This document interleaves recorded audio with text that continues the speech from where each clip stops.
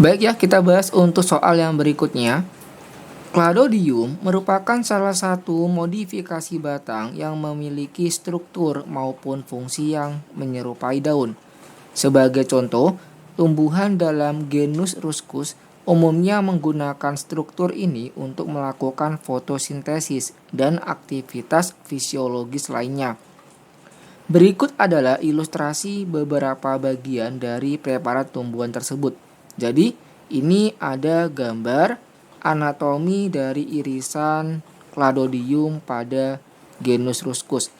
Nah, kalau kita lihat pada tumbuhan aslinya itu mirip seperti ini ya. Nah, ini adalah gambaran dari tumbuhan genus Ruscus ya.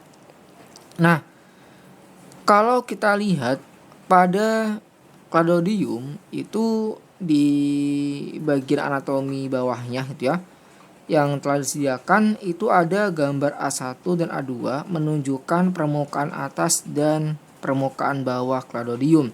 Berarti ini menunjukkan bagian yang atas dan ini bagian yang bawah gitu. Sementara gambar ini adalah keseluruhan dari anatominya. Ini bagian atasnya, ini bagian bawahnya seperti itu ya. Nah, ini diambil dari irisan yang menyerupai daun. Jadi ini adalah organ batang yang menyerupai daun, bukan daunnya. Sementara untuk daun sejatinya itu reduksi gitu ya. Berarti itu merupakan bentuk adaptasi pada lingkungan yang kering ya, atau yang disebut juga sebagai istilah xerofit gitu. Nah, kemudian kalau kita lihat pada perbandingan untuk anatomi daun dan anatomi batang itu bisa dilihat seperti gambar ini. Baik, ini adalah gambaran dari anatomi pada organ tumbuhan ya, yang ketika diiris secara melintang ya. Nah, kalau pada bagian organ daun, posisi xilem ada di bagian atas, floem ada di bawah. Sementara kalau pada batang, posisi xilem ada di bagian bawah, sementara untuk floem ada di bagian atas. Dan untuk yang pada akar, posisi xilem ada di bagian tengah, sementara untuk floem ada di bagian tepi-tepiannya, seperti itu. Nah, berarti untuk irisan yang B ini merupakan organ batang ya. Kenapa? Karena kalau kita lihat ini adalah bagian epidermis ya, yang ditutupi oleh lapisan kutikula yang cukup tebal ya, sehingga dapat terlihat dengan jelas, dan ini merupakan juga hasil modifikasi pada organ tumbuhan untuk mengurangi laju transpirasi gitu ya. Dan kemudian kalau kita lihat pada bagian gambar ini, untuk posisi pada xilem ada di bagian dalam, sementara untuk posisi pada floem itu ada di bagian luar.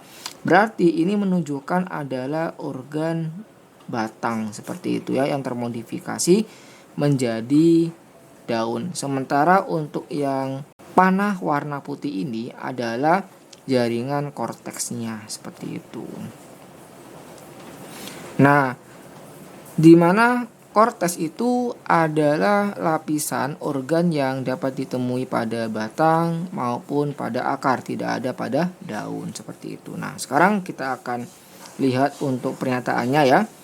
Tumbuhan genus Ruscus bersifat xerofit ini benar ya. Kenapa? Karena tadi yang pertama untuk daun sejatinya itu mengalami reduksi gitu ya. Kemudian tergantikan oleh Cladodium untuk tempat fotosintesis, yang dimana pada bagian Cladodiumnya epidermis itu memiliki kutikula yang cukup tebal untuk mengurangi laju transpirasi. Kemudian yang B, bagian atas daun bawah Cladodium memiliki jenis stomata yang sama. Nah, untuk stomata itu berdasarkan jenisnya itu ada beberapa tipe gitu ya. Yang pertama dari susunan sel.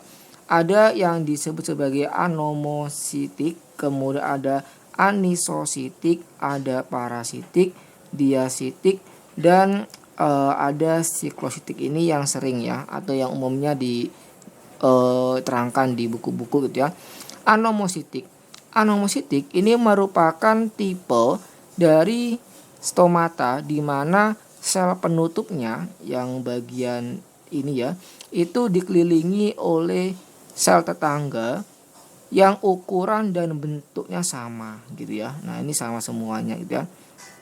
Kemudian yang berikutnya yaitu ada anisositik yang kedua ini. Nah, anisositik merupakan jenis stomata yang sel penutupnya dikelilingi oleh 3 sel gitu ya, tetangga, tetapi ada satu buah sel itu yang kecil ya, atau yang lebih kecil, itu adalah anisositik.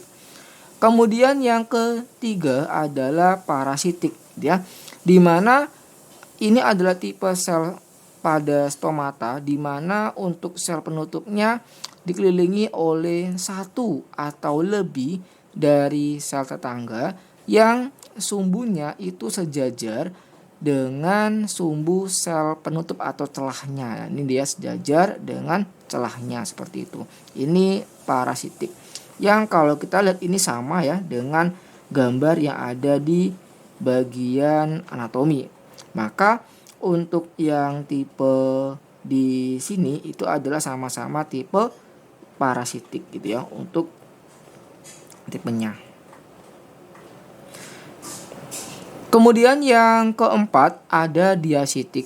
Kalau diasitik itu adalah tipe stomata yang untuk sel penutupnya dikelilingi oleh 2 sel tetangga yang posisinya tegak lurus ya. Nah, ini tegak lurus dengan sumbu pada celah atau sel penutup. Dan yang terakhir itu ada siklositik ya. Berarti ini adalah stomata dengan sel penutup yang dikelilingi oleh 4 atau bahkan lebih dari sel tetangga yang membentuk suatu lingkaran atau cincin gitu. Jadi ini tidak ada yang ada di bagian atas dan bawah. Semuanya untuk atas dan bawah tipenya adalah parasitik gitu ya untuk stomatanya.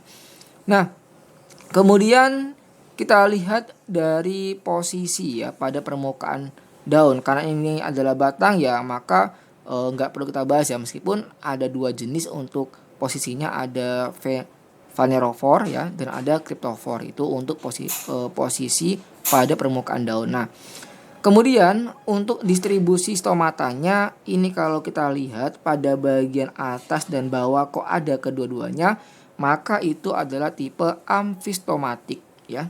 Jadi kalau di bagian atas dan bawah ini namanya adalah amfistomatik. Nah, kalau hanya ada di bagian atas saja itu namanya adalah epistomatik. Dan kalau hanya ada di bagian bawah saja namanya hipostomatik gitu ya. Oke, berarti untuk yang B ini sama-sama jenis yaitu parasitik, itu benar. Yang C, jaringan yang ditunjuk oleh panah putih merupakan salah satu penanda bahwa sayatan ini memang berasal dari modifikasi batang. Ini benar ya. Kenapa? Karena untuk yang dikasih pada tanda panah warna putih itu adalah korteks, di mana korteks itu hanya ada di bagian lapisan batang dan juga akar gitu kan. Nah, kalau pada daun seharusnya itu adalah mesofil, bukan korteks gitu. Oke. Kemudian yang D, gambar B menunjukkan adanya meristem lateral dan pertumbuhan sekunder.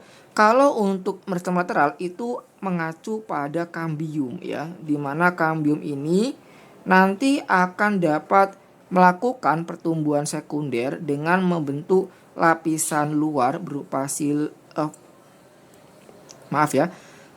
pada bagian lapisan luar bernama floem sekunder dan bagian dalam namanya xilem sekunder.